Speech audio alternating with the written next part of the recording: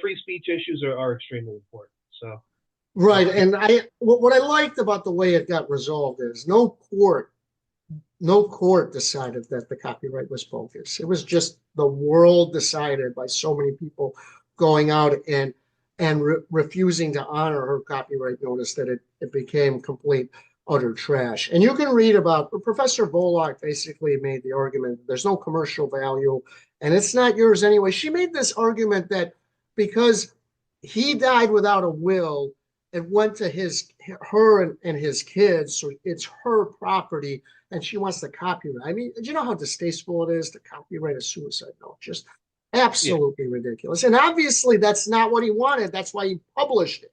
All right, so let's talk about a few of your stories. right. TikTok tyranny at home, dangerous and damaged.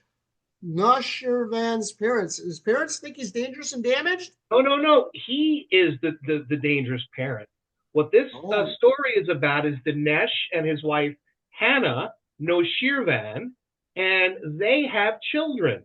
And Mhm. Dinesh, his major claim when anybody attacks him, whether it's in the lawsuit that I'm covering now with Jennifer Couture and Ralph Garamone in the Middle District of Florida, where I have been subpoenaed and I'll be appearing, making a one-time appearance only, hopefully, in the Florida District Court come January or February sometime to argue the motion. But in this case, and anywhere else, he says these people attack my children. They call CPS on me. They're attacking me. They're doing this. So he's a typical, he throws Darvo. He attacks people's families and livelihoods. And then the second they say anything critical about him, you're attacking me and my children. Well, in this case, the Jennifer Couture and Ralph Garamone case, they are trying to claim that Garamone and Couture harmed them and caused them terrible post-traumatic stress disorder and all these other medical ailments. And they had actually submitted an independent medical examination from a doctor, the doctor who was the first picture we saw there, Robert Gordon. And Dr. Gordon says that these people are severely damaged. They have PTSD, they have depression, anxiety, all these different damages. And that justify the $4 or $5 or whatever $1 million that their ambulance chaser lawyer Nick Chiappetta wants to get for them. Well, if you turn that and you say, well, if they're this damaged, what the hell are they doing with children? They're saying they can't leave the house. They're saying that they're this, they're that, they're crippled people. Right. They can't do anything. They can't care for themselves. Well, how do they have children? Where is Wait, hold CPS? on. In Tioga County, This Pennsylvania.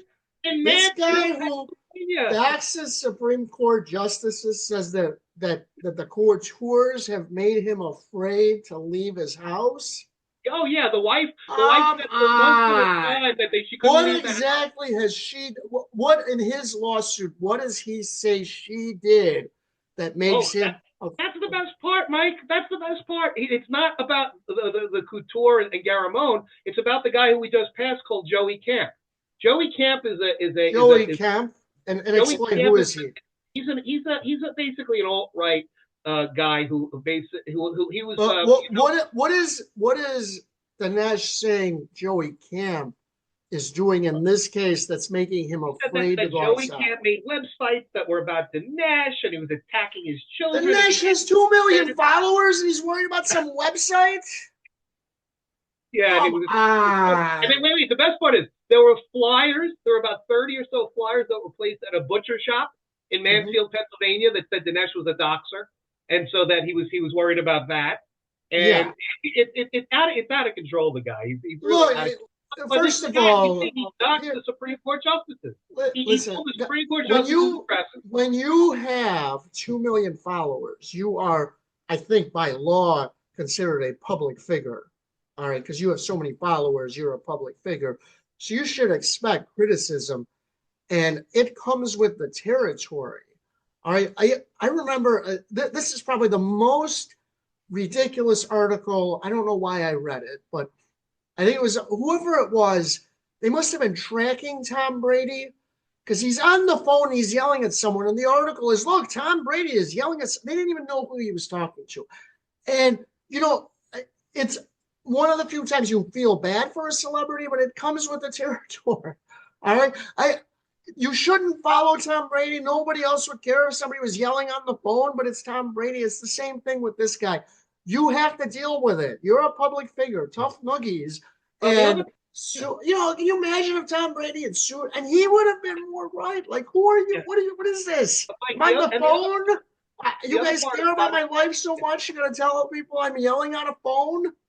the other part about it is causation. If you look at the reports, and the reports are published with redacted reports with a lot of the sensitive and information redacted. But if you read the opinions in the reports of Robert Gordon, the doctor, he talks about causation, and he can't say for sure what Jen Couture and Dr. Ralph Garamone, or even what Joey Camp did, has caused this PTSD or trauma to Hannah Right, Noshirvan. but this guy's paid by Danesh them, right? Noshirvan.